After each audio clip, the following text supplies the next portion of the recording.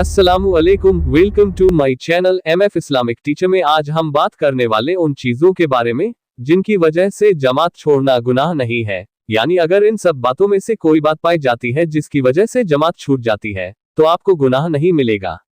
पहला नंबर है बारिश होना, दूसरा नंबर है सख्त ठंडक होना, तीसरा नंबर है जान या माल के बारे में जालिम के जुल्म का अंदेशा होना, चौथा नंबर है सख्त अंधेरा होना, पांचवा नंबर है तंगदस्त मकरूज को कर्ज खा के पकड़ने का अंदेशा होना,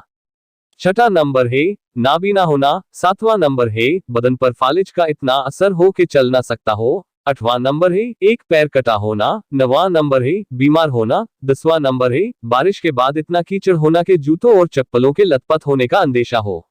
11वां नंबर है इतना बूढ़ा होना के चलने की ताकत ना हो, 12वां नंबर है कभी कभार फिकाह के तकरार व मुताला में मशगूल होना, 13वां नंबर है खाना हाजिर हो और भूख भी लगी हो, 14वां नंबर है सफर के लिए निकलने का इरादा होना, 15वां नंबर है मरीज के पास रहना जबकि जमात की नमाज के लिए मरीज को नुकसान पहुंचता हो, 16वां नंबर है रात में हवा तेज चलना। अगर आपको हमारी वीडियो अच्छी लगी हो तो लाइक और शेयर करें और इस तरह की और वीडियोस देखने के लिए आप हमारे चैनल को जरूर सब्सक्राइब करें।